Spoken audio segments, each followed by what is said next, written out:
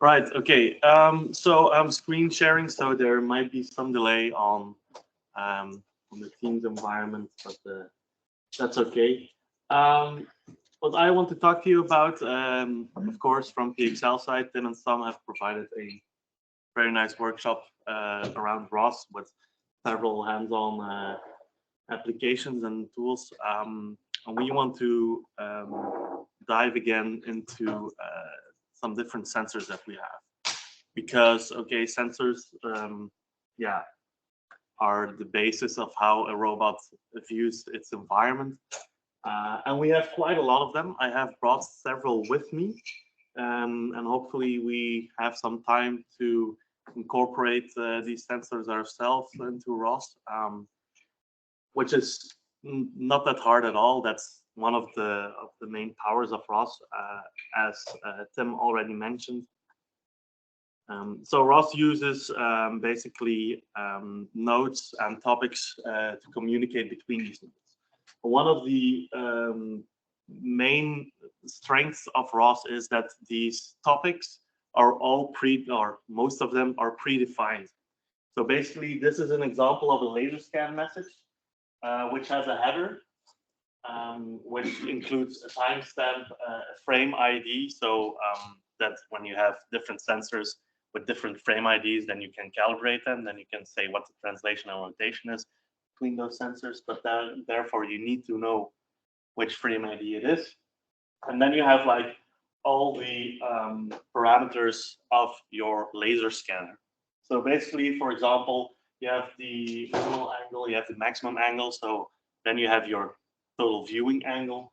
You have the angle increment, and based on that, you can calculate how much laser beams there actually are in your laser scan. Then you have the scan time. That's the time between scans. So then you know what the frequency is, the maximum and minimum range of your sensor, and then you have a list of all the measurements that your laser scan has made. So basically, then you can recalculate if you know which laser scan it is, then you know in which angle it stands, and then you can go from a polar coordinate to a Cartesian coordinate if you want to, and also intensities, but that's not mandatory. You can leave that out, but most sensors do have this capability. This is one example of like the standard message for a laser scan for ROS, but you also have other types like point clouds, which also has a header and then a geometry message points, and then you can click on that and you get like a more full explanation. So this is one of the strengths. Why? Because you can create your own algorithms, and you don't need to know which sensor you're going to use beforehand. You can fully develop it knowing that, okay, I have a laser scanner, I have an IMU, I have odometry, and you know the format of how that the data is coming into your system through ROS. So basically, that's one of the main strengths. I have some sensors with me. To be completely honest, I wanted to demo it on my old laptop because I have all the code. Unfortunately, my my laptop crashed yesterday night, so you may have seen me working on my laptop. So in the past 2 hours, I've got some sensors already operational in ROS. So that also highlights how easy it is to install something. If we start with the most cheap one. Is het misschien mogelijk om het scherm hoger te zetten? Yeah. Is that feasible? Yeah, you can. Well, you can do dismiss first of all, then you can do F11 as well, I think. No, this is not it. F11. Yeah, then you will get full screen. No. Or maybe click on a tab and then isn't it F11 on Firefox? Probably Shift 11 because Shift 11. It's function 11 because it's an Apple keyboard. Ah, I never use Apple. Yeah. Nope. And in Teams itself. Yeah, I'm searching for it. This is pop out. Like in the bar below, you have 3 dots. You You can say, I think, enter full screen. enter full screen. Yeah, this is much better. Thank you for the comment. No, so basically we have several sensors that I will pass around, and I have one that I bought for myself for my personal project because, yeah, we are all engineers and all love to tinker with stuff. So basically, that's this laser scanner. It's the most cheap one you can find. It's 80 euros or $80 actually. I bought it online, and actually it has a quite nice resolution for that price basically. So I'm starting it up right now. Of course, it's from China, and yeah, if we are using ROS, you also want to visualize your data, right? And ROS has a nice environment of that, which is called ARVIS. This is another sensor. We'll put that out. And basically, you can add almost every type of format that they have predefined. You can also, because it's open source, create your own messages. Yeah. And you can also add them to ARVIS, but that's of course a lot of work, especially if you have some standard sensors. So we're looking for laser scan. I can click on that, and then it will pop here. I can also go by topic because we're publishing a topic which is called laser scan, and then I can see all my laser scans already active. I have another one. This is one, or this is from the ID LiDAR. So because that's the name of this device, I double click on it, and then I can open it, and I can see here, okay, ID LiDAR scan. I do need to enter the frame, which I talked about. You need the frame name in different aspects so that you can define your calibration as well between sensors. So this one is laser frame, and then you can see my data. I'll put it in another color because now it's not that clearly visible. Now it's white. Maybe I'll put it in green. Here we go. And now we can see maybe a little bit bigger as well. So you can adjust all these things in order to make it more visually attractive for you. Here we go. So now you can see all the laser dots, and if I rotate it, then you can see that, okay, the laser scan moves along with us. Maybe zoom a little bit out. And you can see it scans already the whole room. Yeah, you need to be right in the visual. This is a frequency of, I think, 7 hertz that it's running at. But as you can see, you have the curvature of the bench. You have the 4 walls. However, with the glass, it does have its problems, of course, because it's light-based sensor. But yeah, this is actually a very neat device. You can see that there is some noise on the data. The closer we get, the better the resolution is, or the less noise we have as well. But from experience, we have noticed other issues. One of those issues is that if you have a highly reflective surface, then your measurement is also off. You would expect that it would be better. With a cheap sensor like this, there is a difference with the actual measurement, so it comes closer to the laser scanner than it actually is, around 0.5 meter. So that's quite a large difference. But this is maybe someone or some sensor that we can easily deploy within the hands-on session. Okay, I'm going to cut this off because holding this like this is very tiresome. All right, so it's basically a USB connected device. So I'll toss it around. It just has a simple DC motor, and you can clearly see the sender and receiver, and it has an encoder embedded in it, so that it knows which laser beam is sent and received from which angle.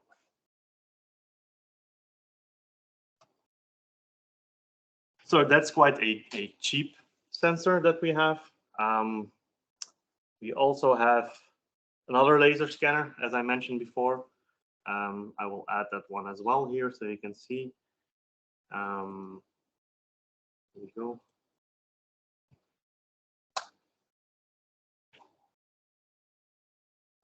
Let's put this also in a certain color with a certain size so that it's clear to see. And this one is right here. So this is a Hokuyo laser scanner. And as you can see, the frequency is a lot higher. If I move it around, then yeah, it has a quick update frequency. But also, as you can see, there's much less noise than on the other sensor, and it has a higher resolution because this one has 1024 laser beams in a 360-degree circle. Sorry, in a 270-degree circle. That one has 720 in a 360-degree circle. So the angular resolution here is much higher than with the other sensor. Of course, it's a more expensive one. The neat thing about this is we have two of these. This is the standard version, as you can call it. It outputs just the same. But the one that I'm showing right now has a echo reflection as well.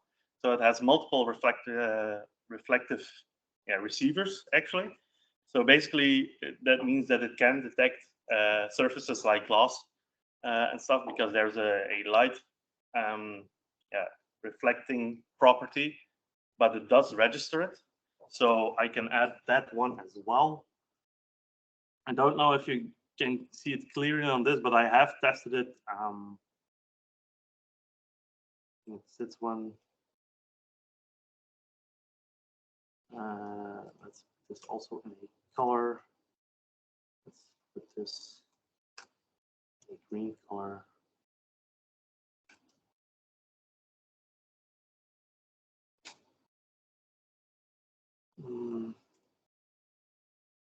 Now I'm wondering. Okay. Put it a little bit bigger as well. There we go. So as you can see, like there is some difference between the two laser scans. Huh? But yeah, okay. You can see, or this one does has that multiple echo property. Basically, yeah, this is that sensor as well. This is just with a regular USB connection, so serial communication. This one is with an Ethernet port. Yeah, which is a little bit more stable in our experience as well. But it does need 12 volts. So the sensor that I just passed around just works standard on your laptop, 5 volts, gets its feed from a USB port. This has to have an external battery or hook up to a power supply.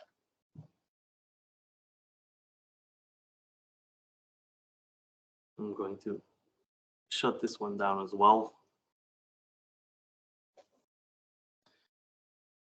And pass this around too. That's just basically the same sensor. The only downside from this sensor is that it has a very short data cable, basically. That one has a longer USB thread. This has 20 centimeter cable as well. So that's a little bit short. But those are not the only sensors that we have at our research facility. We do have some others as well. We have a SICK 2D laser scanner as well, the LMS 200. That's an older model, but still, in some cases, still used. We also have the Leuze RSL, which is a safety laser scanner as well. But but it has a very low update frequency of 3 Hz. But it does have a certain protocol that it doesn't, that it doesn't drop data. We also have one from Petrol and Fuchs. Yeah, we're quite happy with it. Main advantage of this one is that it has a maximum range of 60 meters. So the two Hokuyo laser scanners that I just passed around, those are or have a range of 12 meters. The small blue one only 5 meters. So depending on your application, yeah, you can or you need to choose your sensor more wisely.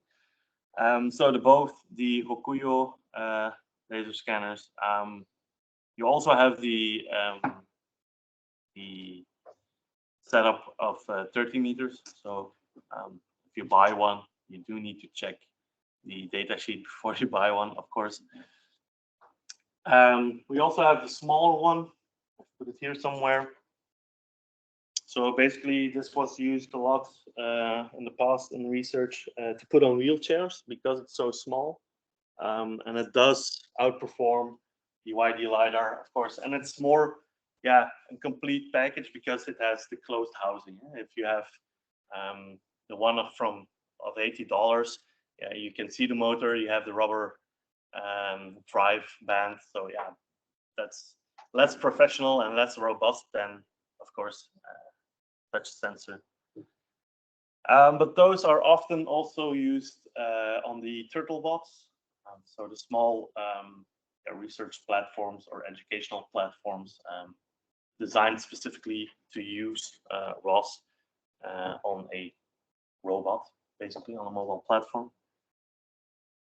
We also have a similar device from SICK. And those are the standard 2D sensors that we have. Of course, for you companies, if you want to test out these different sensors, you're always welcome to contact us. And that's also a little bit the intent of this Tetra project, give you the opportunity to test out these sensors and see the differences in us and stuff like that. We also have other sensors, but yeah, I'm not able to bring all our sensors, and two, a lot of those sensors are also in use at the moment. We also have the B-Pearl laser scanner, which is a 3D laser scanner, basically. So it's not a 3D camera. It doesn't give you color information, but it does give you a 360 by 90 degree field of view. These are often used on mobile platforms such as cars. That's why we bought one of these as well. It's not clearly visible, but yeah, there's a representation here of the laser data. So yeah, basically it's all circles with a certain depth, depending on how you mount. We also have another laser scanner from SICK, which actually sends out 4 different beams, each under a relative angle of 2.5 degrees. So you have a certain field of view in the horizontal axis as well, on the vertical axis as well. And then we also have a lot of 3D cameras, but I have one running right now. So basically, I have to shut this off. So this, I think we're going to use this environment as well, Arvis, for visualizing everything.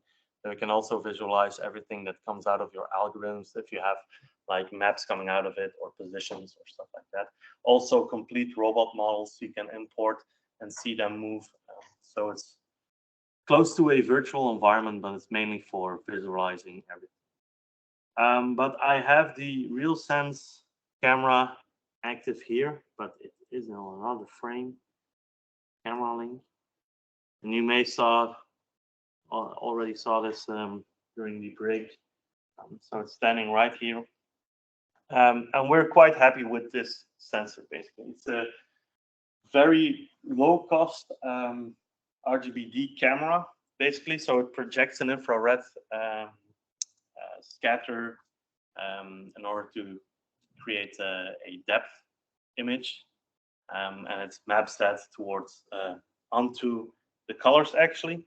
But as you can see, if I put it on the ceiling and rotate it a bit, it's very low noise on the actual data. So Tim, and we also have the previous model, which is the 435. It's mounted on the robot dog. You can see it in a bit. And it has, yeah, it's cheaper, but it has yeah, a lower performance than this one, actually. We also have other sensors at Agro for this purpose. We also have very old sensors because this is Microsoft Kinect V1, which is already a very old sensor, but still you can evaluate new sensors according to this one as well, which might be interesting. But we also have the newer version, the Kinect V2. We also have the Kinect Asia, which is currently being used to scan trees, or to be more exact, fruit trees, so apple trees and orchids, which yields acceptable results because, yeah, small branches is very difficult to register with a 3D camera. But we are quite happy with our results with this.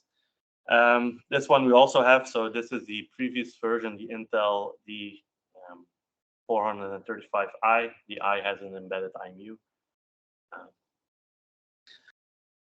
This one is which I just demoed, so the Intel L515, and we use this 3D camera in most of our setups. So we have it up in 3 setups at the moment, I think, and we have a 4th right here now to show to you. Maybe this is also a sensor that we can get operational because it's basically installing your SDK and then the ROS nodes, and then you're up and running. We also have the Stereo Labs Z2.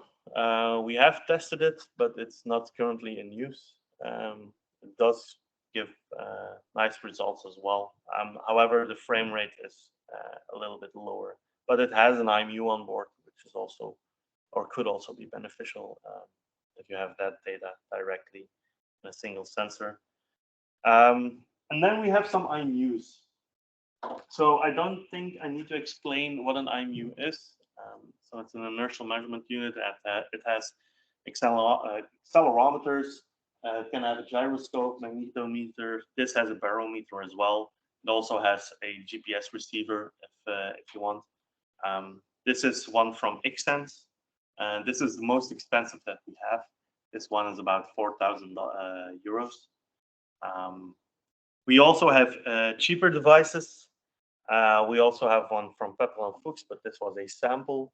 So even before they came out with their product, we tested it. We wrote a visualization for this in Python because they wanted something standalone. But we also created a ROS driver, although you need a CAN to USB converter because it's CAN bus operated, or communication is through CAN bus. Then we have the Variance VMU 930, which is unfortunately not on the market anymore. The reason that I say unfortunately is because this was, in our own experience, the best IMU for price quality wise, actually. We have written a paper on the evaluation of the IMUs. This one came out as the best one that we could find, or that we have. And the last one is one that was also mounted. If you had a good look at the blue laser scanner of $80, that's the Spark Fun. It's 35 euros. It's mainly for hobby projects. However, it does perform quite well, actually. But yeah, you can. Then there's the question: why is this one cheaper than this one? The main reason why that is because this is highly fine-tuned and this is calibrated in batches. So if you buy an accents of 4,000 euros, then every accents is or goes through a calibration process individually to get all the parameters as good as possible, while the Spark Fun is a single calibration file used for 10,000 units which have been developed or created. So that's the main difference why, or that's the main reason why there's such a large difference in price. We also have some other sensors which are not directly related to sensing for a robot, because yeah, we're talking about 2D sensors, 3D sensors, IMUs. IMUs are typically sensors that only register what the robot is doing or the robot movement, while 2D and 3D sensors, they perceive the environment. But we do have some other material as well. One of those is the Marvel Mind indoor positioning system, which is basically a ultrasound-based GPS. So you place several beacons in your environment. You have one receiver and, of course, one block attached to your laptop for communication. And basically, it gives you the position of your receiver within the relative space that you create with your beacons. It has a accuracy of roughly 2 centimeters. We tested it ourselves. It does come close or stays below these 2 centimeters as well. And it's quite easy to deploy, actually. So they have their own graphical interface for this. You can easily record, easily calibrate. And they also have a ROS driver. So you can directly get your position into your ROS system if you're using this. Then we also have RTK GPS available at our facilities. But you also have a RTK GPS. And most sensors that I'm showing right now, both parties have. If not, then we will send you to each other if you want to test them out. That's basically also the idea of this project. But as I said, most of these are already deployed for the moment. But that doesn't mean that if you call us that we will make them available for you, of course. This is a Pollux truck for driving through orchids. And most sensors are currently on this platform.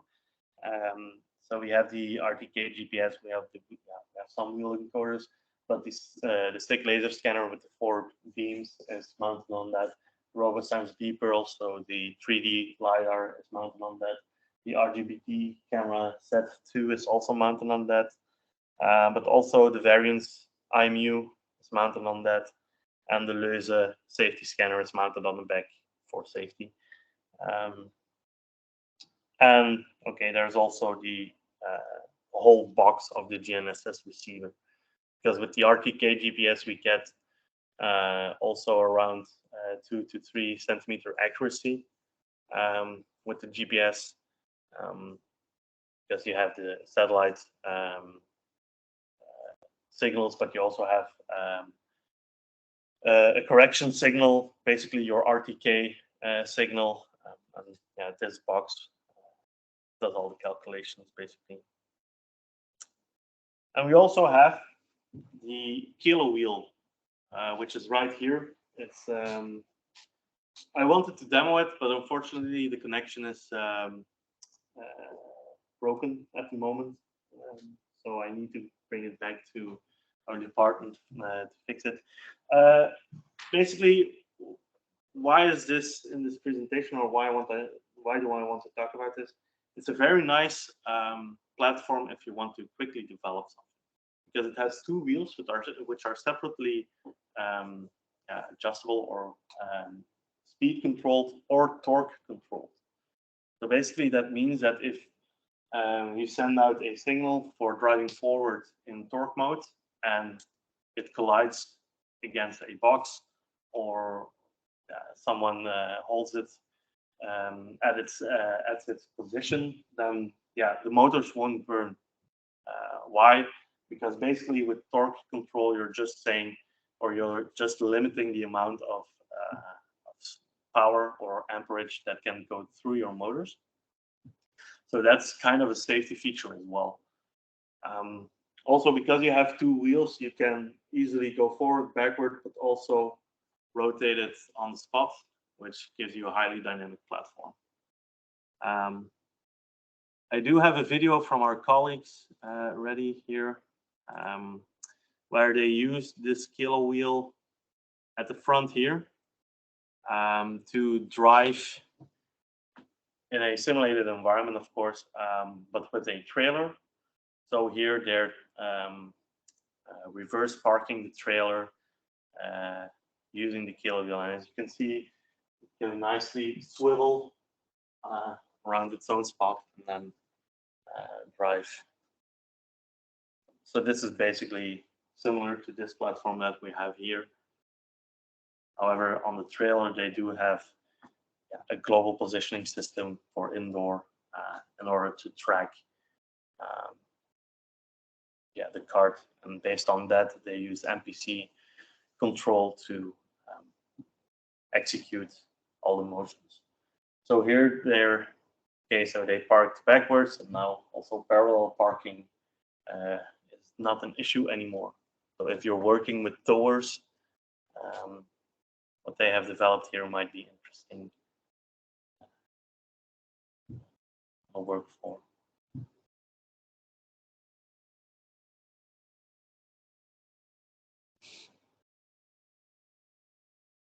All right. So this is our platform. We do have the Kilo Wheel 100 on loan from Leuven, but we ordered our own, which is a little bit sturdier because this one has a payload of 175 kilos or kilograms. And our version will have the capacity to load 275 kilograms, so almost 300 kilograms. And we're working in this project at a proof of concept to transport carts at a hospital.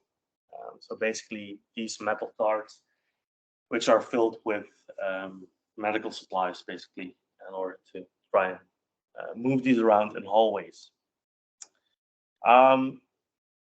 That's basically of the materials that we have.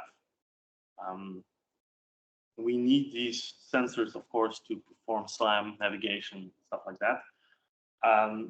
But Sam and Tim also talked a lot about vision.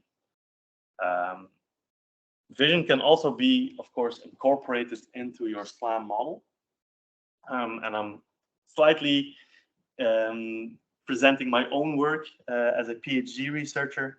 So basically, you have a graph-based approach for solving your SLAM problem.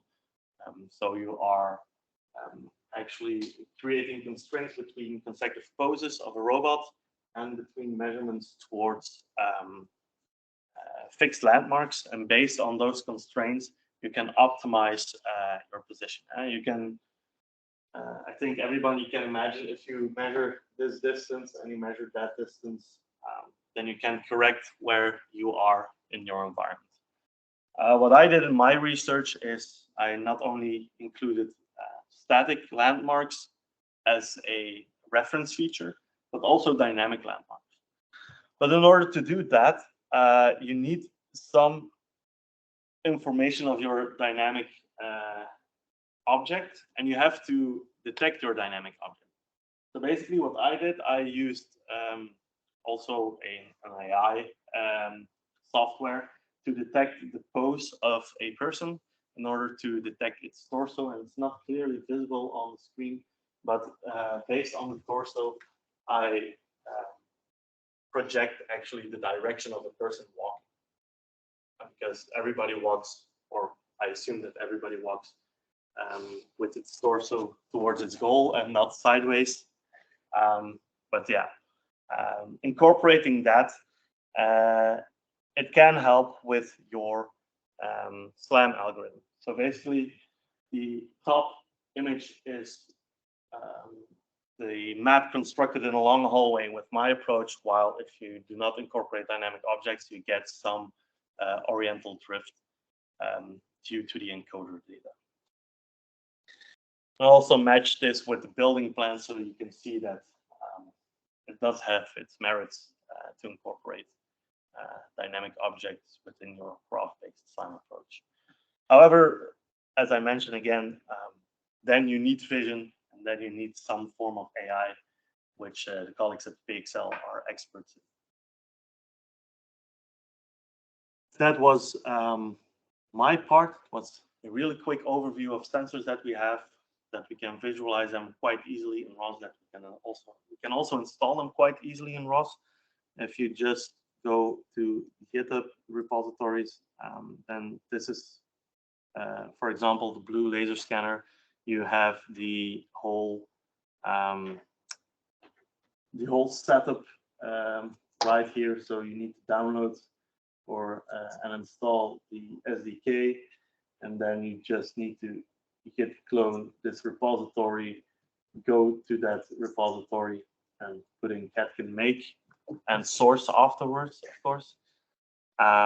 If you have an error, then yeah, they say themselves, and you need to source, and then you can easily get it operational. There's also like an issue tab, so if you run into any issues, the community will help you. The same goes for the Hokuyo laser scanners. It's quite easy to set up, and it's all well documented. That's also one of the strengths of ROS. Any questions? Because this was quite fast and quite dry, but I do think it's important to see all the sensors. And yeah, go ahead. On the last thing you show on the torso detection. Yes. So the landmark itself is the torso that you detect separately, right? Yeah, it's the 4 points, so the 2 hip points and the 2 shoulder points that I filter out. And this is added, let's say, on top of laser-based? No, this is purely based on this sensor, actually. So you have the camera and you have your point cloud, which are calibrated. And I use a 2D image to detect the person and the torso. And I transpose that to the 3D point cloud, which I use every point to fit a plane as a torso, and then get the direction out of that. That's what I do. And so the comparison was, again, just the same, but without the torso detection? The same, but without the implementation of a dynamic object. So it's exactly the same algorithm, but in one case you detect your person and incorporate that information in your map building process, and in the other one, yeah, you don't have it. You do end up with some drift in your mapping.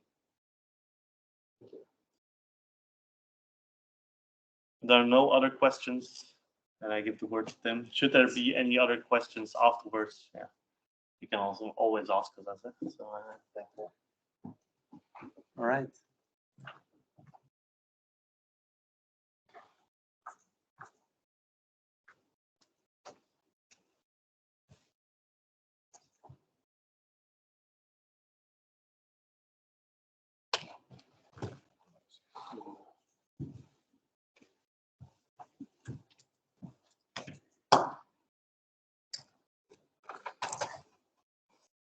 I'll pass the last sensor around as well. It is quite hot now because, yeah, has been plugged in for a nice 2 hours almost.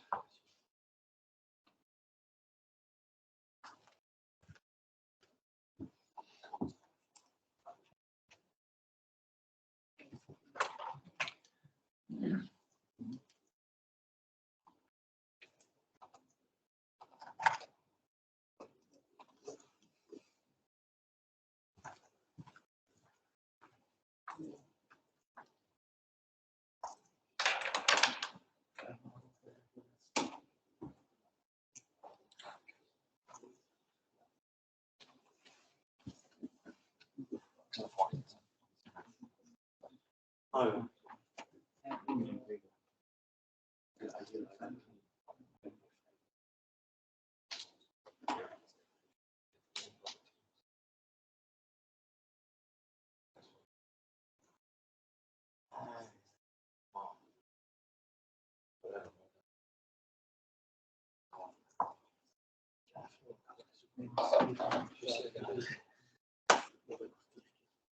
Green.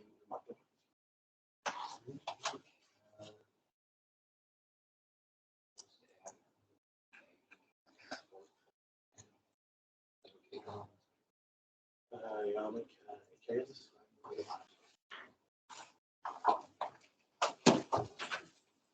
Anders moet ik maar terug doen. Anders moet ik maar zelfs terug als ik niks vind. En dan Ja, dat is wel.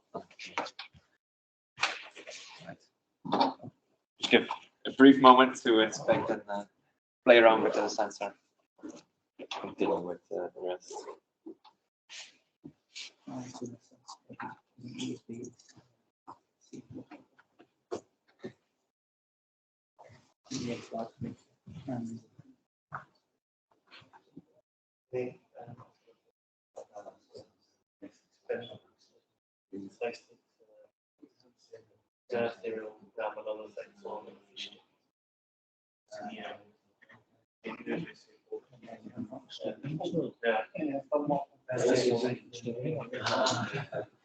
Ja, dat is zelf wel.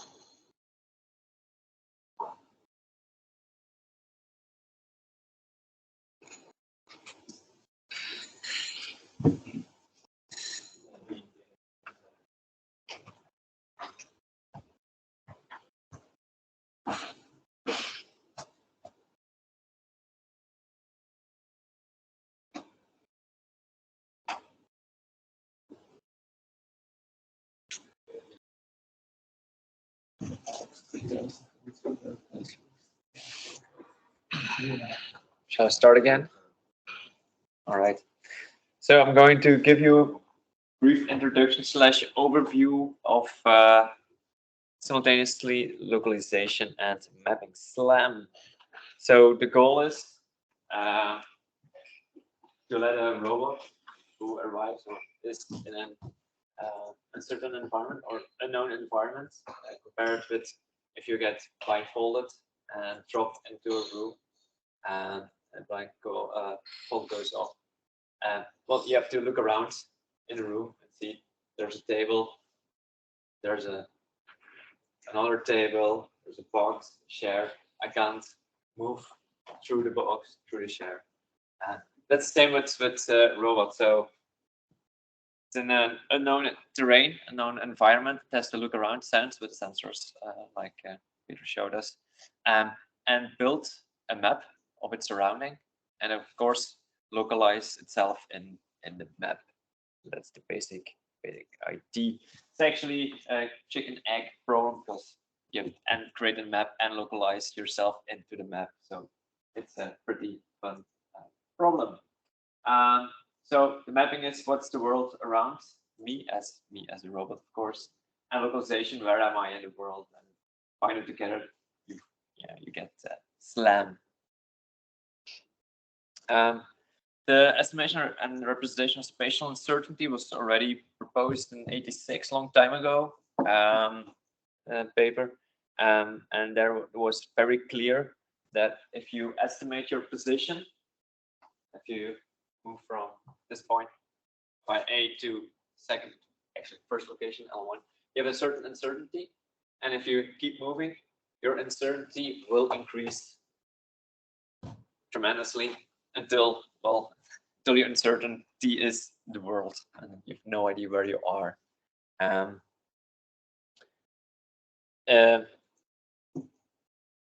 Bit of my title is a bit of anyway. So another paper, and a few years later, discussed the significant open problem back then.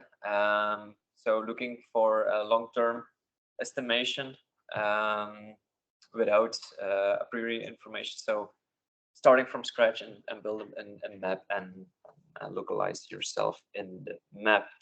The term SLAM itself was coined in '95, and in 2006 there was a tutorial paper that actually defined the term SLAM as building a consistent map of an unknown environment while simultaneously determining the location within this map. So, well, long time, but that's just SLAM. So the most famous graph of SLAM, depiction of SLAM.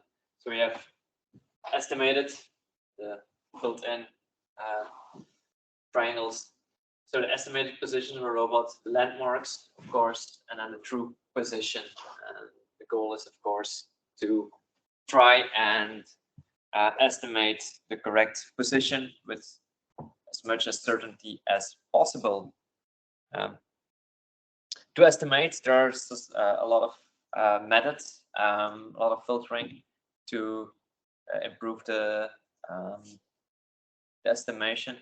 I'm not going to dive into the mathematics and the details, but extended Kalman particle graph solution, like Peter showed us a few interesting estimation methods.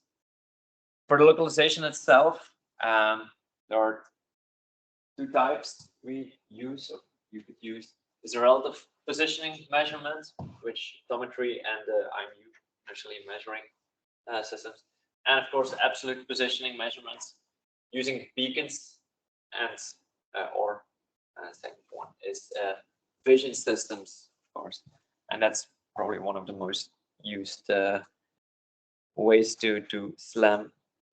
Right, so odometry is just the use of data to estimate the change in position over time, like a rotary encoder, for example, just turns, and you can determine how much distance there was traveled, but of course it's very sensitive due to errors as getting on the surface or stuff like that.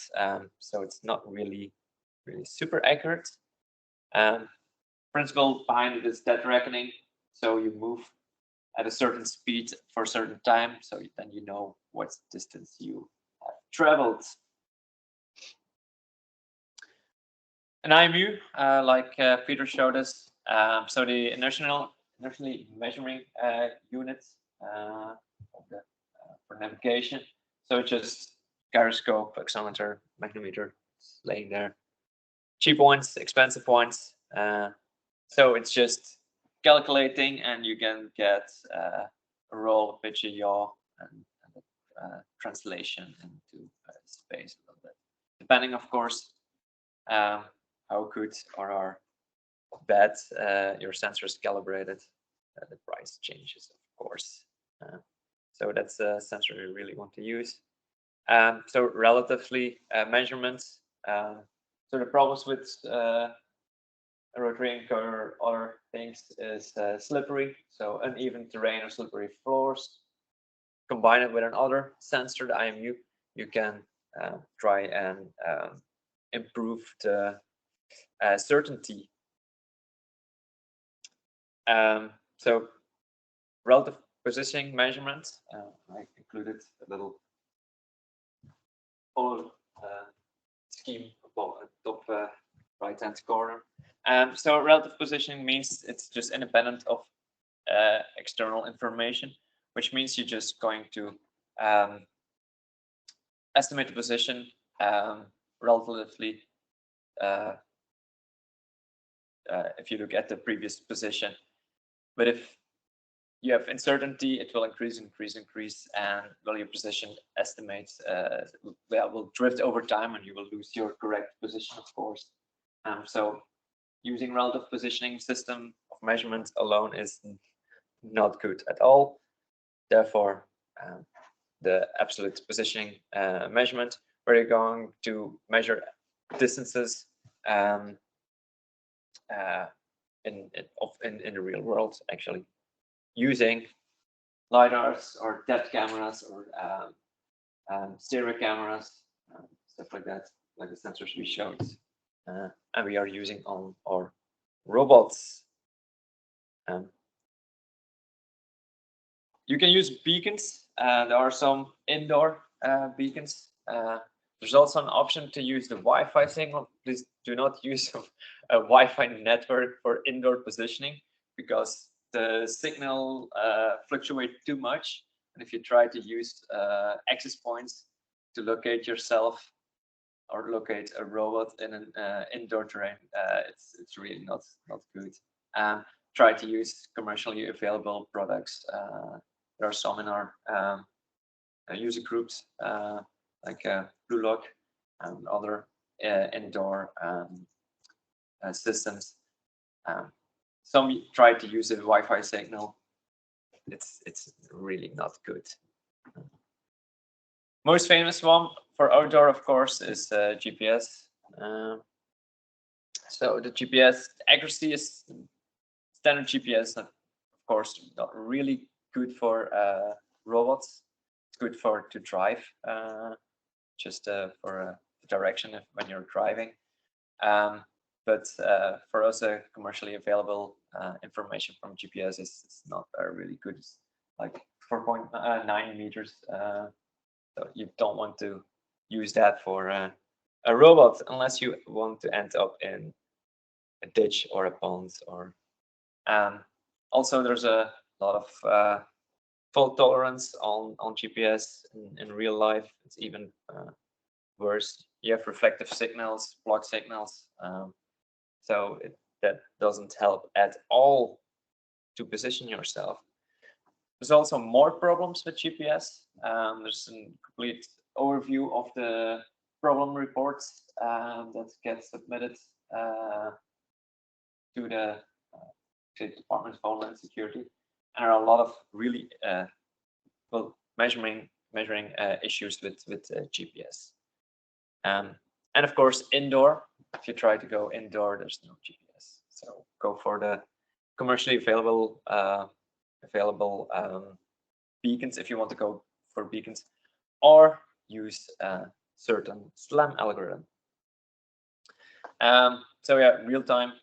It's the newer version of GPS, real time GPS 3. But of course, you can also go to RTK. So choose GPS with an accuracy of 3 centimeters. Is that publicly available? Yes, for 3 centimeters. We have sub-centimeter GPS localization with Isn't that military grade? no. That's commercially. Yeah. We have. Yeah, we can show it to you later on or in the following slides. So it uses different systems, Baidu, GPS, Galileo, and tries to calculate the best position. And we tried here, and it's pretty good. Except Trino has a few of those systems, like Peter showed in the previous slides of the sensors, but also here. So the RTK GNSS solutions. We ourselves have the Altus NR3 that's already end of life, so there are better systems, but that's the one that's on the robot that back of the room, and it's pretty good. Even you wouldn't suspect it, but our lab is in the older buildings here, and it's bunker style, I would say. And if we go indoor, like in the long hallway, we even have the first 9 meters. We still have pretty decent connection with multiple satellites, and it's not necessarily the best measurements, but it shows that it's a pretty good system, and even you can try and use it for indoor navigation a little bit, even in such, but not if you don't rely on other sensors. If I don't want to use it without a LiDAR, and then I'll probably crash into a wall. But outside, even very close to the walls, where we suspected, and we thought we would have interference and reflection. It was pretty good. So it is just one unit. It's one unit, but you have to connect it also to a base station to have better accuracy. So we tried it without a base station. We had decent measurements close to the buildings indoor, but indoor, a few meters indoor. But that's what our solution will be, or is going to be here on Garda, is for outdoor. Here, it's pretty good going through the parking lot and through the park itself between the buildings, just with the GPS, and when we arrive at the sliding door or another entrance, we switch to indoor navigation and use the visual SLAM, which I'm going to show you in a few slides. So for outdoor, it's pretty good. So visual endometry, so using the robot, his or her eyes. So a few sensors that Peter showed were LiDAR and a few cameras. There are a few types you can use: monocular, just one camera, just one lens, or stereo, so multiple lens, or a depth camera with light. And there are a few methods how you can do SLAM. It's feature-based or direct mode. I'll dive into that a bit later. And of course, combine it with an IMU to get a better result.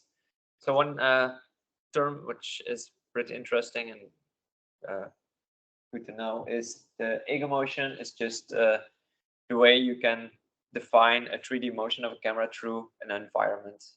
So that's called ego motion. So estimating actually the position of a camera or stereo camera through motion through an area. Told you a few times. So combining sensor, that's what we also do. Sensor fusion, one of the more interesting examples is from the military, where they use, and these days it's very popular, I guess, thanks to Ukraine. But it's just shows you what sensor fusion actually is and what it does. So what's hopefully, not sure if I'm allowed to say it, but hopefully the case is in a few months when F-16s are deployed in Ukraine. And currently there's already an AWACS in the air. I don't know if you know the AWACS, the big plane with the radar dish. So that flies somewhere in Poland, not in Ukraine, of course. So there are different planes, a few fighter jets that have interesting systems. Like, well, each plane has, of course, a radar and an IR scanner, but also the electronic warfare support system. So capturing a lot of data, and also data links between the fighter jets and between the airfields and the AWACS systems. So a lot of information coming in. The other side, so Russia, has systems to electronically disable certain systems like radar jamming. So you're not sure which data you can use at which point. So what's the goal of sensor fusing in that place is getting everything together and fuse it, but at real time checking if there's at, for example, the position of this fighter jet, if there's an electronic destabilizer from Russia, and if it is, then you know that information we have to omit because that's completely wrong, and take more information from other fighter jets from the AWACS and just combine the right information to pinpoint the targets. If you map it on SLAM and on IMUs, it's just combining the IMU and the visual SLAM and the LiDAR and the depth camera, filtering out the noise, and if you have more information, semantic information, filtering out certain aspects. For example, if you want to create a map and there are people walking around and you want to create a static map, and you know people are moving objects. So if you analyze with computer vision your image, you see the person, you can filter that out and use a filtered image to create a map. So combining filtering and fusion. All right, so application for SLAM, well, yeah, make robots autonomous, of course. Not only for cars or for AMRs, but everywhere you want to set robots, make robots autonomous, even in planetary. So JPL, the Jet Propulsion Laboratory of NASA, uses it for the Mars rover to try and operate autonomously on Mars. Even medicine, so cameras that go into the body can just completely do a SLAM of the of the air, for example, and the lungs, stuff like that. Even augmented reality, to if you have multiple persons in a room and they want to see the same object in augmented reality, stuff like that. All right. I'm going to speed up a little bit because this next slides are just a bunch of sensors. So acoustic sensor, that's for if you want to go underwater and do stuff.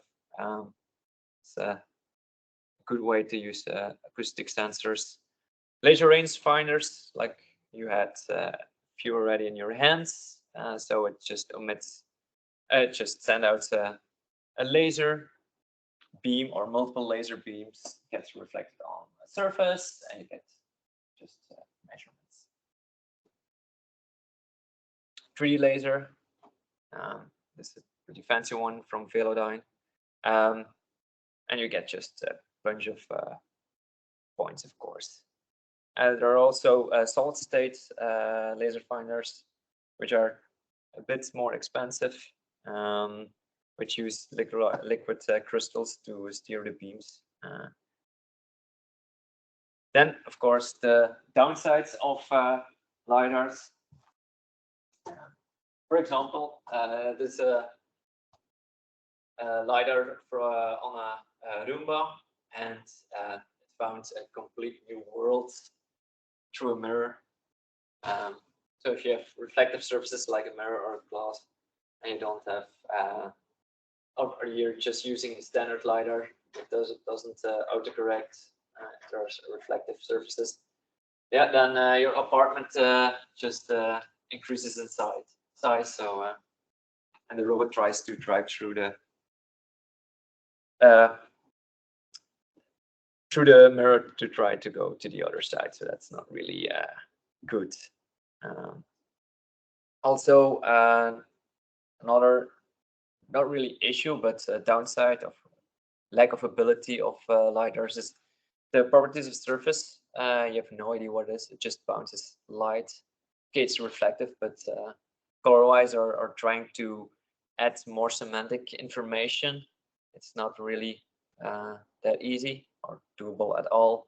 So if you want to go and do more, use more semantic information, you always have to rely on a camera. So the visual sensors. So monocle cameras is just one lens. It's used for SLAM. It's not really that good because, well, you can't measure depth with it. Stereo cameras, you have two cameras. You can see, like our eyes, we have two eyes, so that's why we see depth. And RGB-D cameras that use IR to measure depth. So what's the issue with monocle cameras? Well, everything is relative. So if you want to know exact sizes of objects out of the box with just the image and no other calculations, just not possible. The only thing what you can do is if you have a calibrated object in view, then you can calculate the size if you know where it is in the view, of course. You know how big it is, and then you know how far it is, and then you can try and calculate the size of other objects in your view or in your image. But yeah, just use another sensor. It's the honest, answer. So a stereo camera, so with two lenses, of course. Yeah, it's a bit. It's like our eyes work. So yeah, we have a certain focal length, so from the inch to the camera itself, and the distance where each pixel is a little bit different between the two images. So calculate the difference, and you know the depth of the points in your image. That's, well, yeah, that's how we see 3D. So that's one way. The wider baseline, the better depth estimation get, but of course, yeah, you can't go too wide. Well, you can, that it has to be calculated. There are FPGA boards that do that. It's pretty popular on AR sets, so augmented reality headsets. They use stereo cameras a lot, but also, of course, in robotics. The other one, like we saw, we have the old version on our robot is an RGB-D camera, so just standard color camera with a depth perception. So it uses infrared to use or time of flight, so it measures the time of flight to how it's getting reflected, or structured, so it projects certain structure into the area, and it analyzes the deformation of the structure, and that way it can detect depth. So both versions work. So that's the sensing side of things. Then to create maps,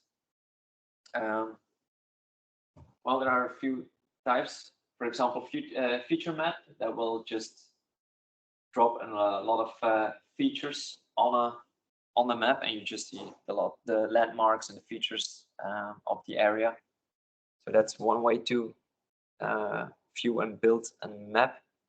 Another way, which is a bit more nice to see, is an occupancy grid, where the map is just a grid matrix, and each box is a certain color. If you have a lot of information, or just filled in, so gray scale values, white if it's open, black if it's a wall or it's not. You can't go through it, and gray it's not explored. That's one of the more used ways to visualize and to have a map. Of course, you can also go to 3D and B color. We used color, and depending on the type, it could be that the color represents the certainty of how certain the algorithm is of what's in the box itself. So Visual SLAM, visual-based SLAM is just using the camera feed to try and find certain points in an area.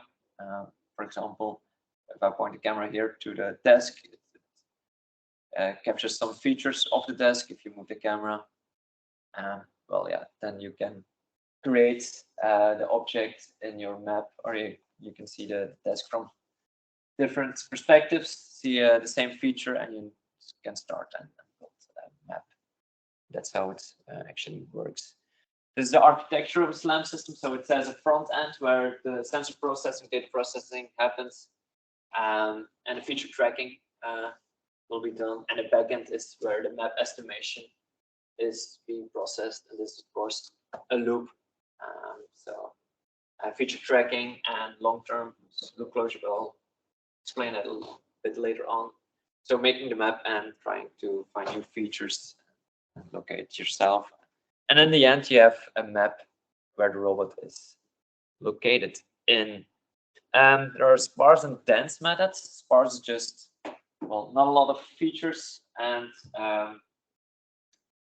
it's computationally less heavy, but of course, it's not really reliable or less reliable. And the more dense you go, the more calculations need to be happening, and well, the more accurate everything becomes, of course. Yeah, you can go completely berserk and just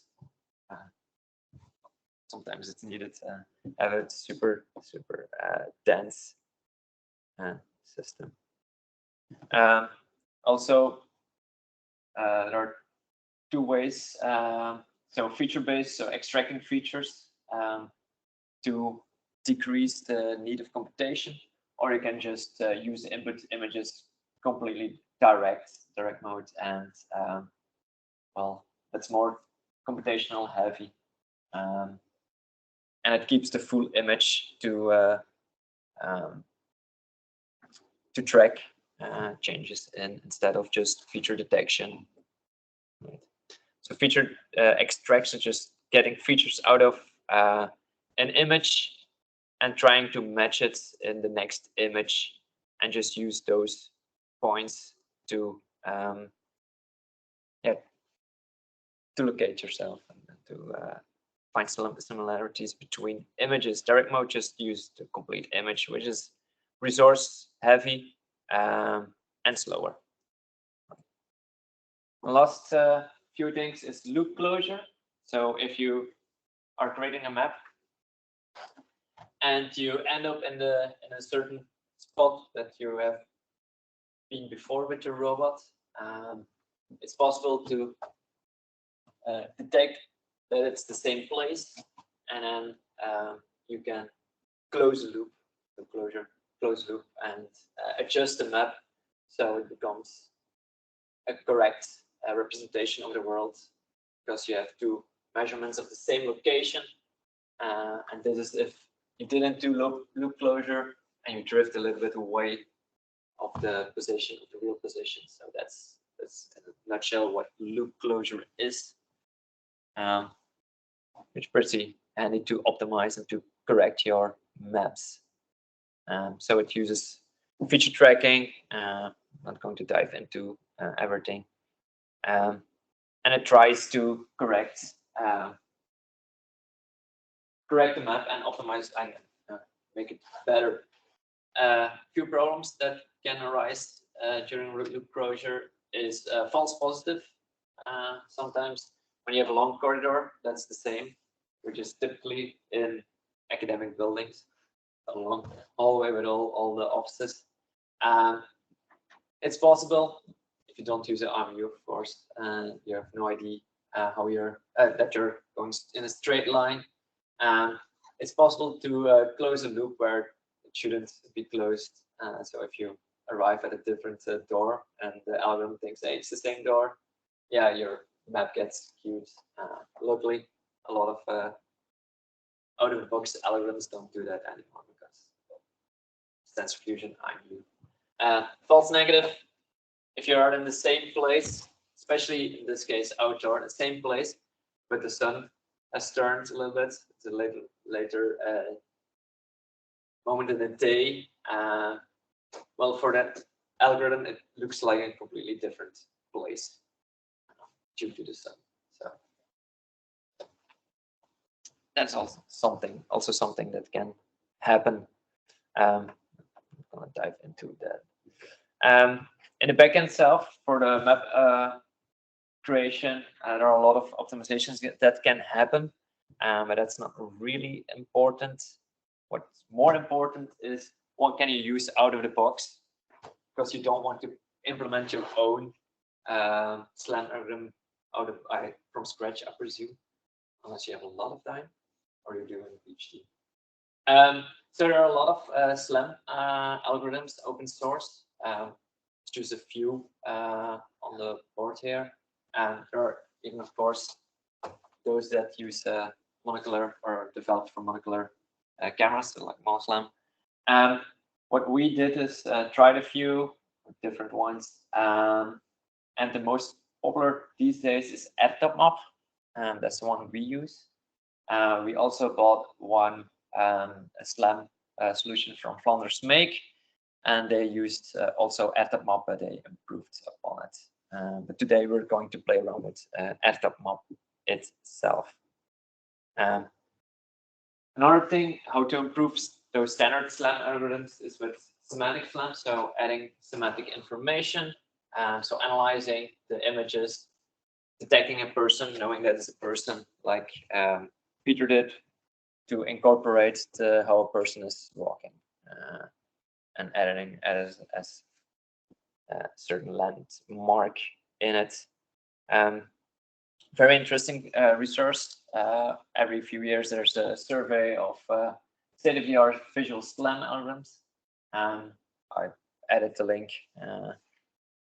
So pretty interesting if you want to try a few of those. Latest version was from 2022. Also has a nice overview of the sensors with some pros and cons and when to use it and which SLAM algorithms you want to use it with, and complete overview of the SLAM algorithms itself. For semantic SLAM algorithms, we searched last year a lot of open source solutions from SLAM algorithms. A lot of those repositories are more wastelands, and PhD students that developed an algorithm, and I presume one company hired them, and the repository just stalled and isn't supported anymore. Unfortunately, we didn't manage to get any of them really working, but like some did work, but not great and not usable. So last year wasn't a really usable semantic SLAM. But there is a nice overview on papers with code. There are a few which look like they have some potential, and the code is linked on the side. So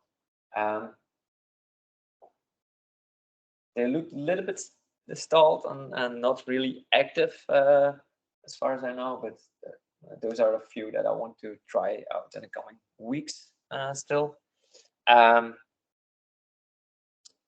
But what we did is, or you're going to do today is, well, we'll start with the most easy one and most, actually one of the most used one with LiDAR. It's G-mapping. Apparently a lot of vacuum cleaners that have a LiDAR use G-mapping. Didn't know that, but that was what I read in a few papers. So that's just one that is completely out of the box, available in ROS. It's just a standard example that I also use with my students, just to firstly try SLAM in ROS. So we'll do that, and afterwards we'll try and run AdTopMap with a robot, as well with the LiDAR, also with the RGBD camera. So it's typing time again. I'm going to kill everything here. No idea what's. Oh.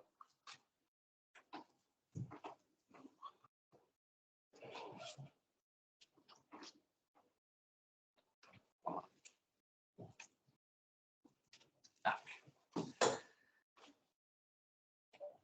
Some turn. Clear. Right. Oh.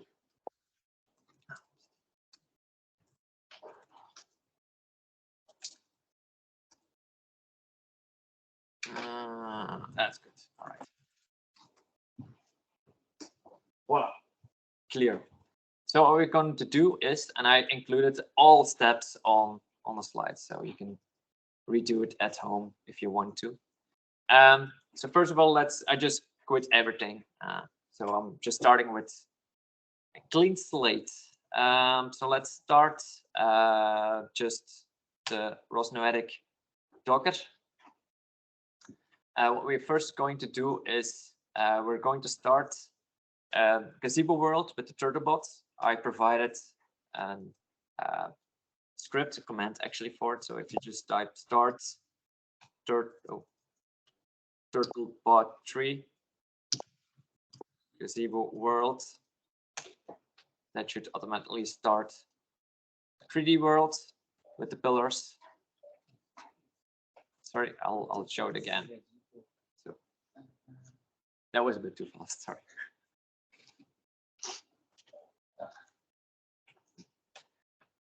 That will start Gazebo in just the standard demonstration world. So if you press the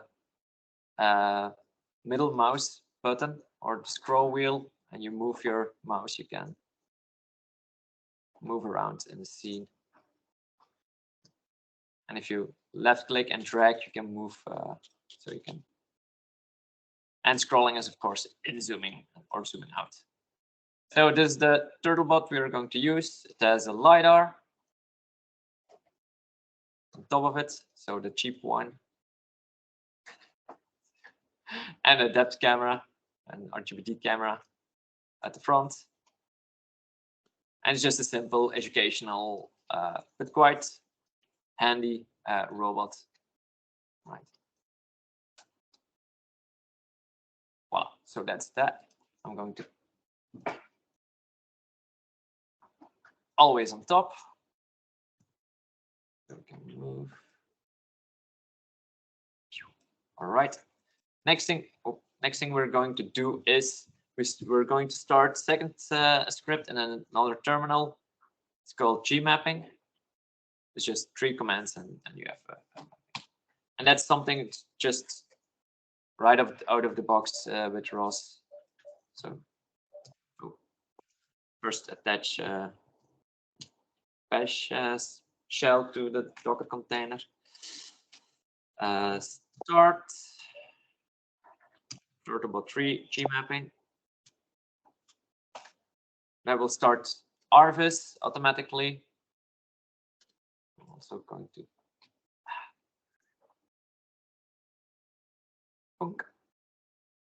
oh, that's big enough, right?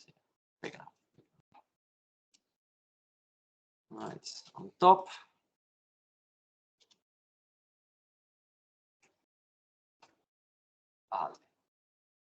That's okay, that also. And lastly, we're going to start a third terminal and we're going to execute a teleop key there just so we can operate our robot with the keyboard. Make it a bit smaller. Voila. So third terminal. I want to see what I'm typing. Do it like this.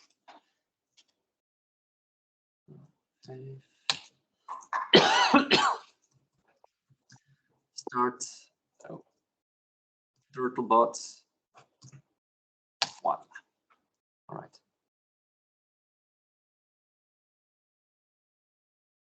Bigger.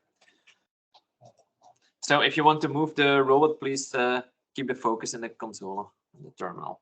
So now you can press Z to go forward on a SRT keyboard, or Q on a QWERTY. S to stop, and then Q and D to turn. And you see the map is being updated. And now I'm spinning around. So it's just yeah, you can crash if you drive really hard into a wall. You can crash.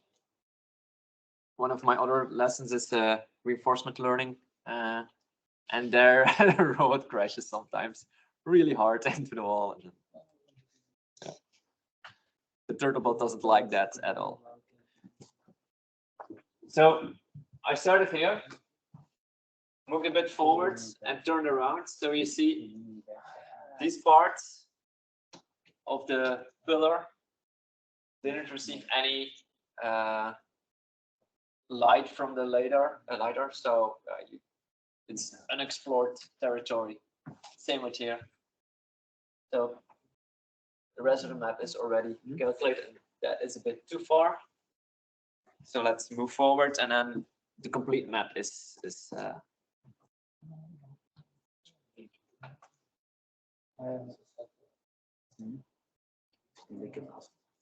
you see, the map will update itself when you run around.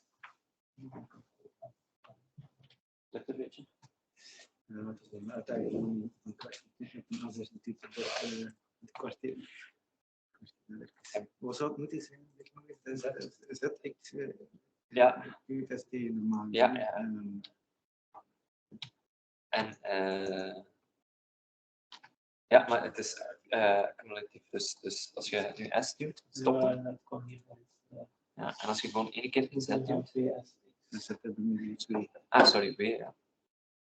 Ja, dan gaat hij vooruit. En dan blijft hij wel. Dus het is snel. Je zit hier verhogen natuurlijk. Hè. Dus het is een paar keer, ja, dus 1 keer of 2 keer of 3 keer op de. Ja, en dan blijft het zeggen. Ja, dat is. Maar je ziet dus heel mooi dat hij hier. Ja, oké, vast. Maar dus dat je het licht op hier hebt, tot nu toe verschenen. En hier achter is het gekomen. Ja. Als je dan uiteindelijk toch rond kunt gaan, dan maakt hem helemaal. En blijkbaar vrij populair bij Roomba. Ja, het is ook open source gratis te gebruiken, dus waarom niet? Het werkt goed. Ja, bij u is het. Yes. Ben ik daar aan geweest en heb ik dat nooit. Je staat op iets heel vreemde combinatie. DSX.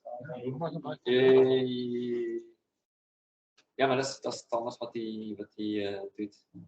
Ja, maar ook als je beweegtype doet, dan gaat het. Ja, dat is een eruit, hè? Ja. Ah, nee, ja. Het is gewoon wat hier is. Het is gewoon wat hier is, ja, dat natuurlijk. We kunnen dat aanpassen, maar we programmeren. En het is gewoon standaard iets wat van de was komt. Het is echt gewoon de example. Dat is niet van ons, nee. Dat is particle content-based. Ja.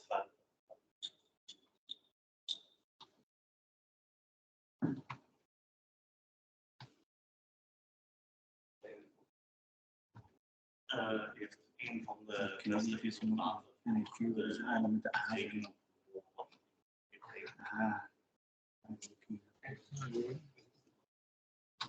Ja. Dat is. Nee, is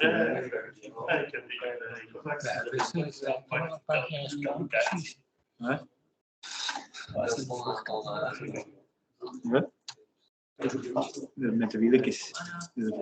Ja, daar ben ik zo blij bij. Dat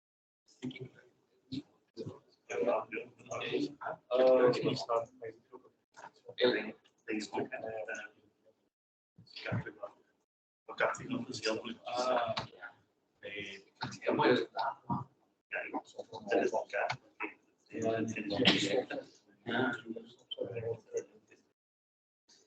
Ja, ik heb een stofzegging rond. Ja, dat zit je ook aan. Ah, dat is zo, ja. Normaal moet dat vastblijven. Ja,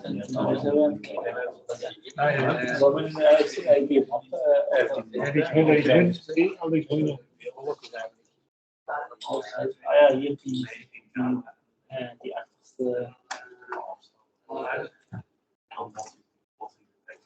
Ik weet niet wat hem is naar de botten. Ja, dat zijn juist die van hem zijn het kleine zo.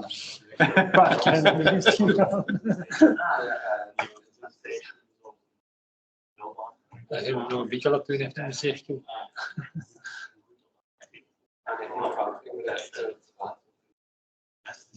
Beste investering die ik heb.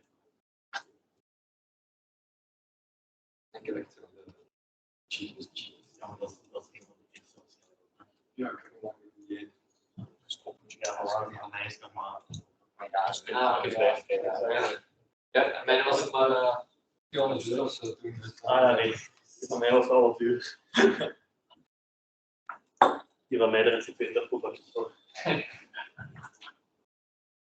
Maar ik ben dat is Dat is zoiets. heel anders dan mij. Alles.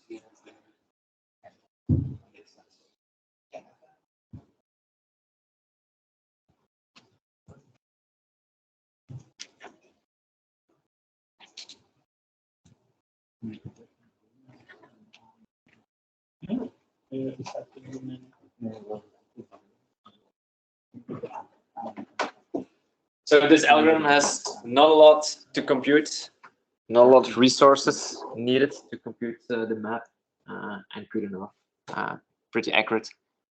Well,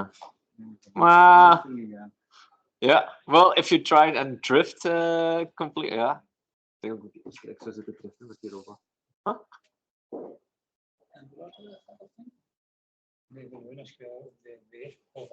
Vooruit en naar links draaien, gewoon blijven. Stoppen en die blijft rijden. Ja.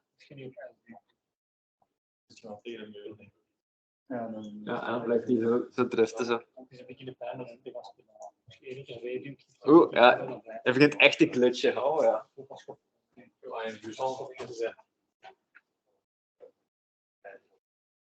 Zie wat is aan het roteren precies.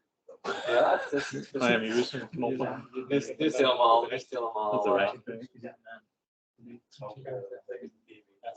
Dus het is zelf zijn als je zo tol gedraaid bent. Als je weer stopzet, kun je dan corrigeren. Ja, ben ik eens benieuwd, ja. Het is echt de eerste keer dat ik die zo lang... Nee, ik denk dat echt de map helemaal naar de... Misschien is het rustig aan het rijden.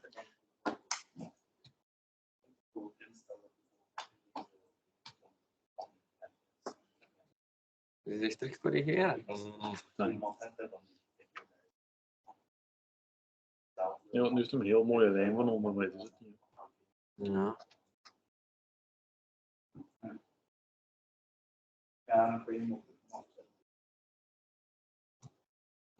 Zo, maar dat is dus... Right. Ik zal hem uit zijn leden verlossen. Hij is helemaal... Zie je het? Dat heb ik eigenlijk nog niet gehad met deze. Ja, dat komt als Keihard zitten spinnen. Keihard zitten spinnen. dat is als hij te snel beweegt. Dan is er eigenlijk te weinig overlap. Ja. Zo'n kaart die hem al heeft en dat bij wordt plakt. Ja, en dan En krijg je... eigenlijk rotatie terug. Ja. Maar normaal gezien zou hem ook dan terug pixels moeten wegdoen. Hè. Dus, Ja, maar dat doet hem precies. Ja, ik heb hem ja, gestopt jawel, wel. Hè. in principe doet hem dat wel. Hè. Je ziet dat hier in dat hoekje. Hè. Hier in dat hoekje, dat is eigenlijk vrij smooth. Terwijl dat hier een inkap is. Ja, maar serieus was het hier nog een tijd. Ja. Veranderen. Ja, maar hij verandert dat alleen als hij bewogen heeft. Ja, maar hij was een beweging. Ja, oké. Dus, Ja, dus als het allemaal perfect zou werken, dan was er geen onderzoek meer nodig. ja.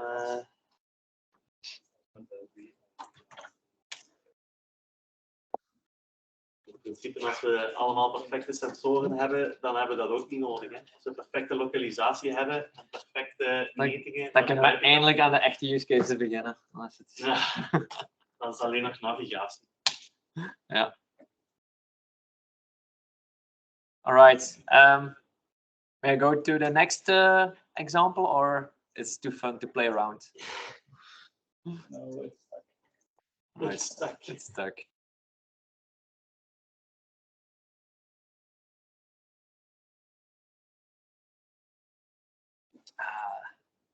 Change that one.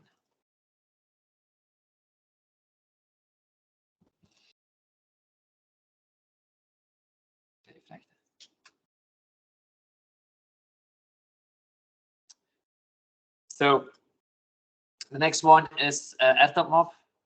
If I find my terminal, AirTop with a lidar and the same robot, but we're going to use a bit more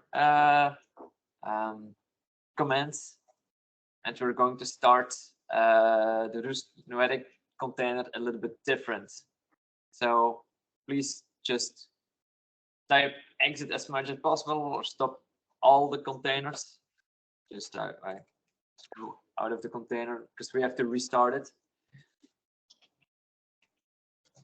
This time we have to start the Rust-Noetic 7. Yeah. We have to start the container with another network setting because we are going to use different containers that will interact with each other. So we're just going to start this container and use the real network of the computer, so the host network. So instead of the 003 script to start the container, you have to execute the 007. And no, it's not possible to start two containers. Yeah, so if you get this error, Docker error response conflict container name yada yada yada has already been used, then you didn't stop your previous container. So please, hopefully everyone can do that. Start the container with host network, just 007. It's just a network setting, that's all. All right, so we start our container. First thing we want to do is start again the Turtle 3 gazebo world. Voila. So it's just the same world we are going to explore.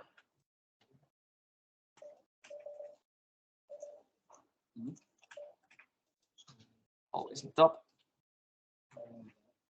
In a second terminal, we are going to start Arvis. So just attach with the 005 script, just the second terminal attached to the container, and start Turtlebot Gazebo Arvis.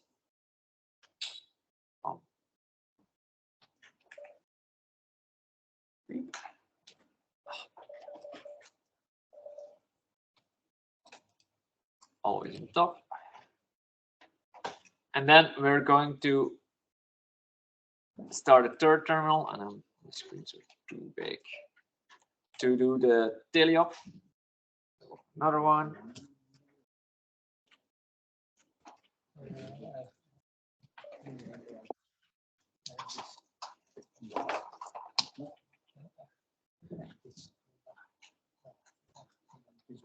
Yeah. Maybe I can just show the commands and then do it later on. Voila, that's better. Sorry. So the first terminal, just the world. Second terminal, Arvis. Third terminal, the teleop key. And then wait a little bit. Then I'll catch up and I'll do the second. Alleen de eerste met 007 is gestart door een andere is met Ja. Dat creëert gewoon de container en daarna, maakt niet uit die container bestaat, moet je gewoon een batchproces bij die container hangen. Dus hetzelfde. Als je het dan kun je gewoon zo straks zo lidar erbij toevoegen bij de AirTop container. Okay.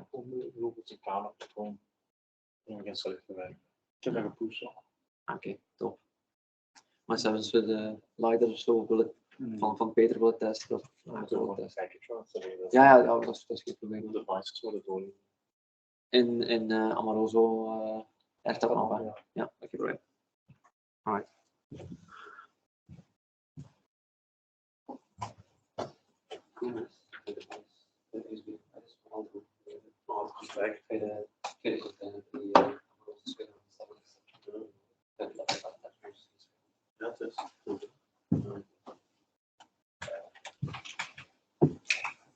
Alright. Response call escape conflict. Ja, dat staat er niet in. Ja.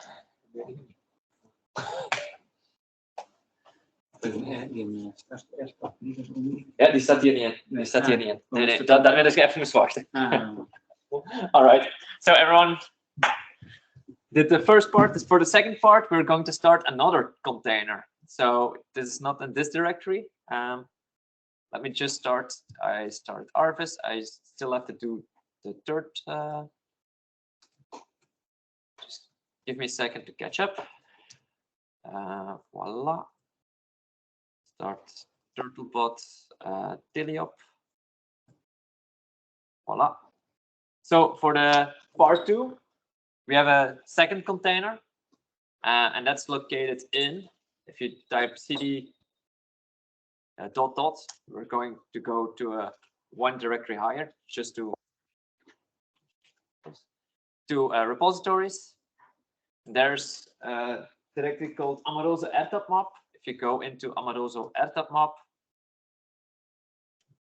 there you can start the script 003, start ROS Noetic AirTop. That's just a second container that will communicate with our previous container, and in this container, AirTop map will run. So it's already separated. You can run this on another computer, a beefier computer, or it's all workstations already, so beefy enough.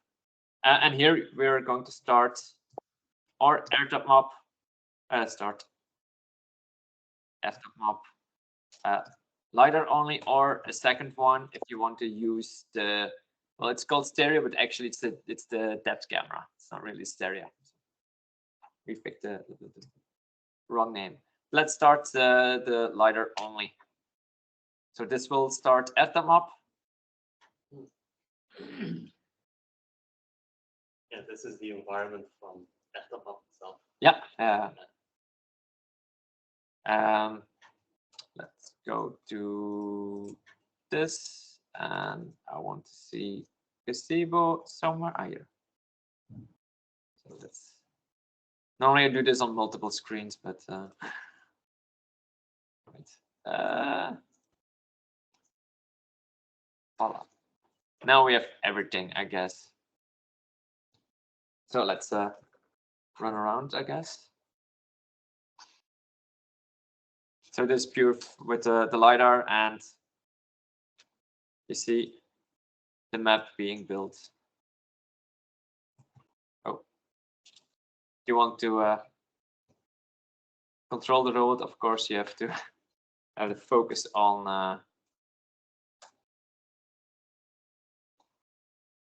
the keyboard. Right. So this is. And already created. And the map. And you see the path robot did. If you did the same but executed the stereo command, then you use the depth camera and also get a map of the same area.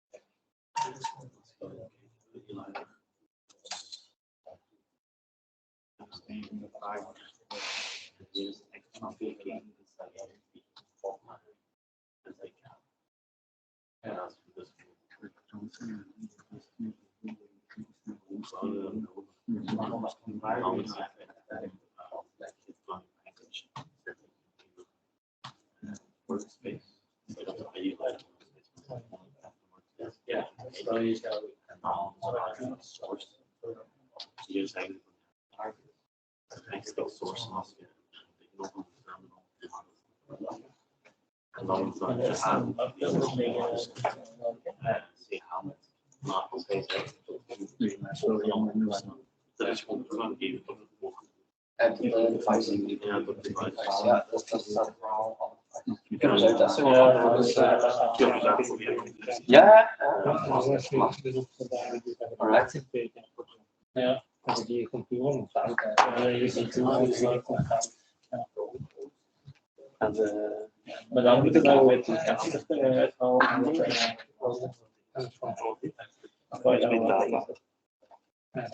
Ja, we kunnen het platform eigenlijk. Je mocht het doen, hè, maar gewoon zeggen van. Ja, samen gewoon zeggen van experiment. je moet dat dan Alright. bij Kijk wel dit even. Anders moeten wij dat gewoon proberen van onze werk. Ah, oké, ja. Oké.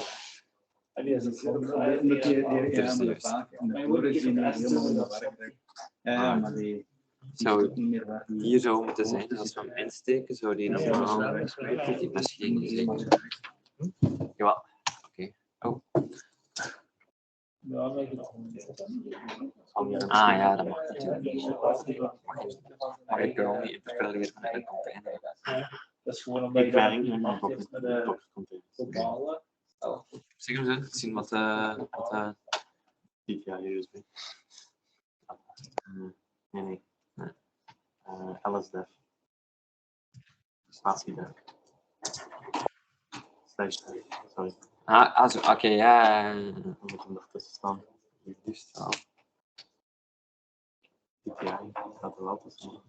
LS USB. Ja, LS USB. Maar ik weet niet of die geïnstalleerd is in die container. Nee. Moet je USB til installeren. Nee, het is aan elkaar utils gewoon. USB utils ervan. Ja. Ja.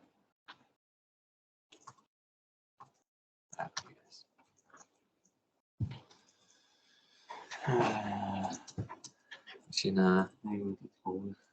ja, als misschien een Apple. Nee. Steek hem eens van achteren, want daar hebben we nogal problemen gehad met de voorkant. Ik weet niet of dat met die was.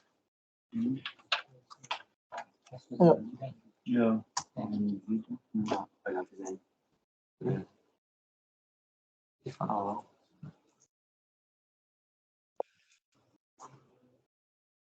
Ja, want die was er denk ik net niet. die is ook al Ja, die was, Oké. ja, die Silicon Labs was er juist niet. En kijken of Silicon Labs erop zit. Dan kun je zien, dan moet ik eruit trekken als ik heel over denk. Ja. Ik kan hem uitstralen. Oh, ik Dat kan het. staat er niet. Dat Ik is hem terug in. Dat is niet. Ja, oké, dus die ziet hij. Dat wil ik. ik zal spelen dat ik zo'n thema misschien niet moet doen. Maar maakt niet uit. Oké. Gewoon als gewoon ID-leider gros en dan. Oh. Ja, je ziet het. Echt zo wide. Ah. Ja. Juist. Die? Nee. Denk je? Dat is wel fancy uit. Die ziet er fancy uit. Alright, dan een stap doen.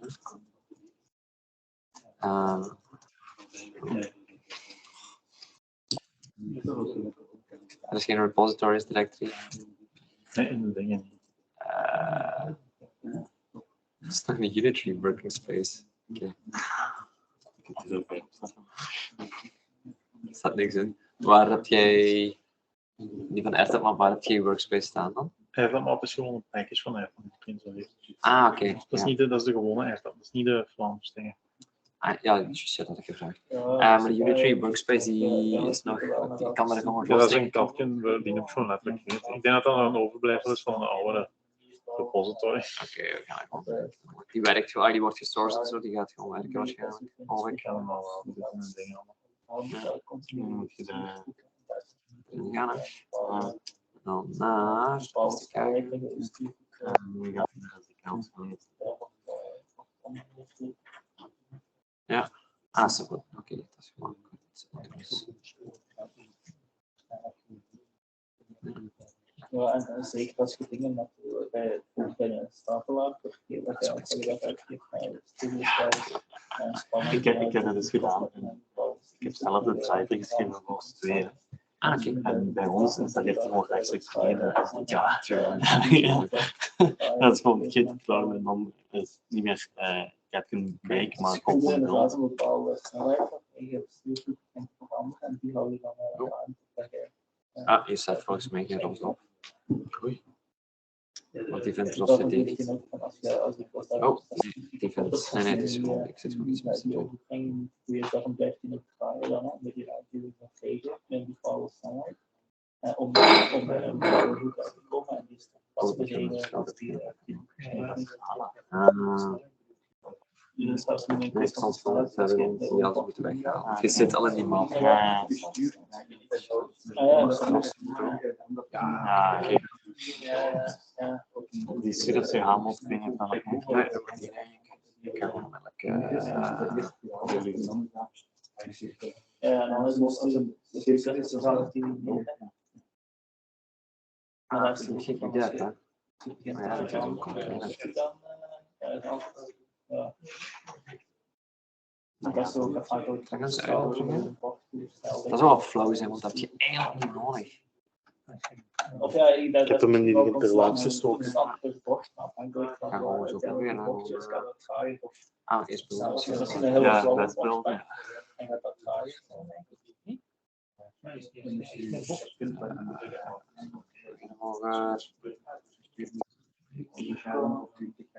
Cross, dat komt. Maar de verandering is dat niet zelf stellen. De baas is wel. En dan maakt het niet. Nee. Gaan we eens uittrekken. Ja, dat is ook niet. Dat is wel niet goed. Ja, Dat is gewoon een probleem. Nee? Dan ben ik af aan het script of ligt daar aan. maar dat hangt ook af van Maar ja, is de SDK geïnstalleerd? Ja, maar die Ik snap niet dat hij dat zo doet. ik heb dat zo ook nog nooit gedaan. Ja, ik volg gewoon de stappen. Hè? Ja, maar ik had er eerst een andere. Ah, oké. Dan. Want als je een Weet je wat het voordeel is? Kijk, bepaalde voordeel van containers. padgeit volgt, dus ja, niet Clean slate. Het is gewoon een andere container of gewoon. Nee, nee, dat is dezelfde. Ik heb er gewoon de weg. Dus je gewoon exited en die container stopt. Ah ja, dan Denk ik revert je toch terug naar alles. Ja. Die revert gewoon aan alles. En dat start echt zo snel op. Dat kan misschien nog eens beginnen gebruiken. Ja, dikke aanrader. Dikke aanrader. Oké. Die had je dan nog van. Denk het.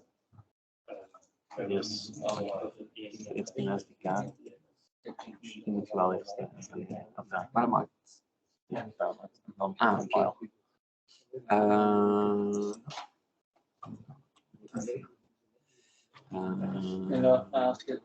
Zo doen? ja, dat maakt het wel. Maar ook in de workspace, hè? Niet per se.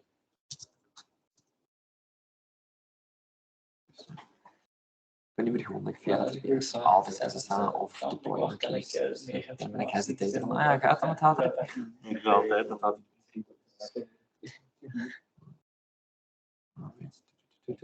Compile instelling. Ja, maar dat is gewoon. Built en install. Dat is echt gewoon. Dat hebben we er wel erop staan. Dat is zeker wel niet. Dat ik zeker van. Oh, dat is weg.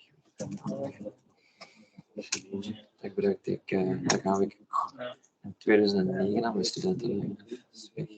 Lijkt wel goed. Maar oké, maar dit is misschien. Het is wel een supermoderne.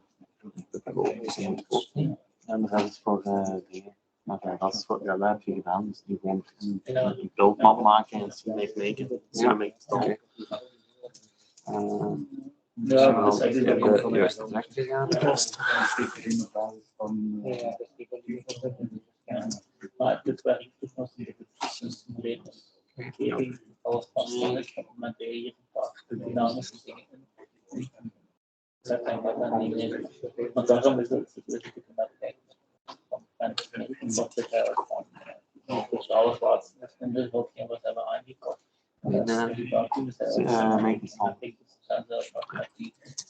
Of gewoon meestal. Eigenlijk was het wel gekomen is dat het een vastobject is. Nee, mij niet. Hey. Nee, wij zijn een leider gewoon in een doktercontainer proberen te runnen. Als voorbeeldje. Dus dat hebben we gedaan. Voilà, en nu is het gewoon. Ik kan maken. Ja, moet wel een eerste bij. Ja, die staat. Hier. Dan heb je. Ah, wacht. Misschien moet ik opgescrollen. Ja, Ja, dat is wel half. Is het 10 of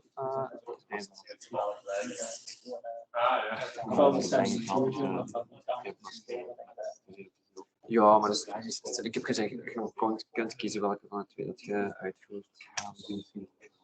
Ja.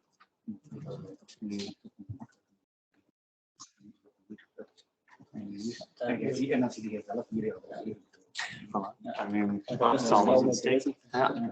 Er is gewoon vast launch. Normaal gezien. ID leider.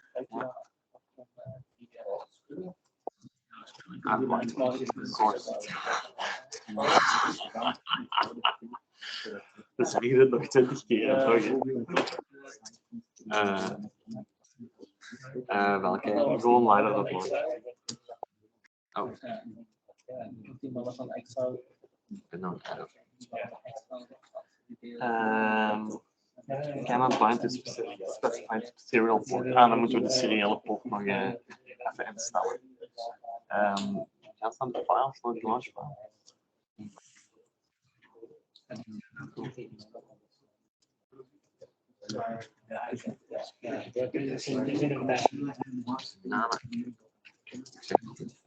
Nano. Incidenten kennen ze nano.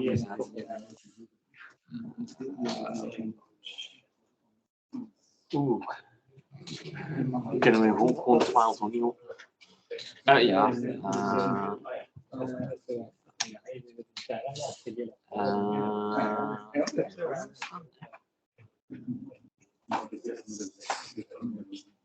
Ik niet zeggen dat ze het niet als een volume kunnen. Maar dat is niet zo voilà, en dan attached to container. Of we moeten nog. Ik gebruik Emacs, dat is heel makkelijk. Ik gebruik geen docker. Dat is nog gemakkelijk. Sam?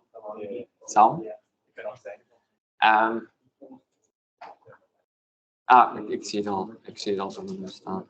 Ja, het is opgelost. Het is opgelost. Hier. Open. Nee? Nou gaan we het voor. File. Home. Ja, en dan. ID library. Hier weer workspace. Ja, de workspace, hè? Die launch. Oh, launch.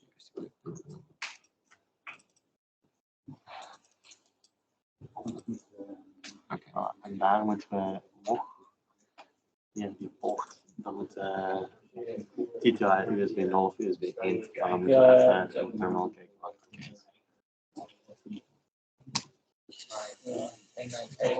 Step-by-proces te doen.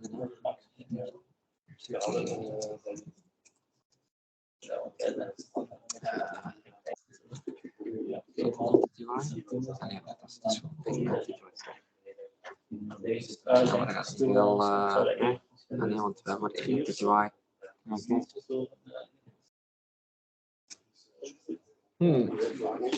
Toch niet zo gemakkelijk, hè? Nee. En komt hij door. Alle, ja. Ah, wacht, we hebben wel...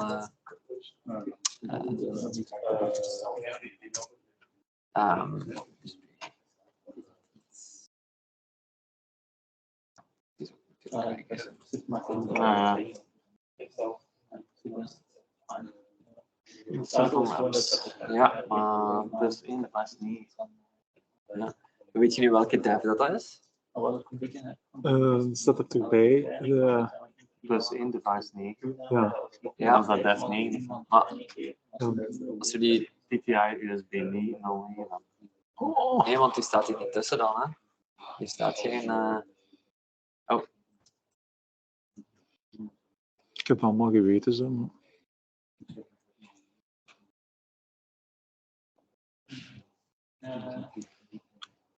User PTI is alleen console. ja. En dit is gewoon een file, hè? Ah, dat is geen tracking, hè?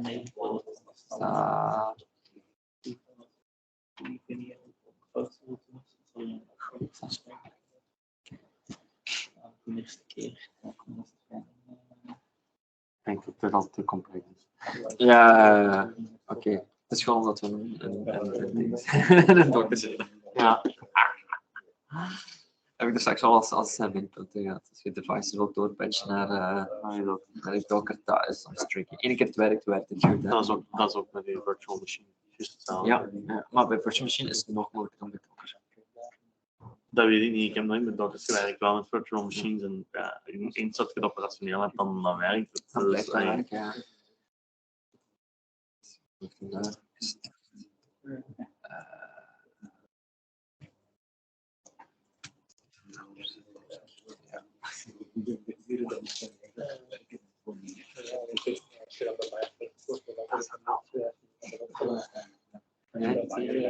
nee, sorry.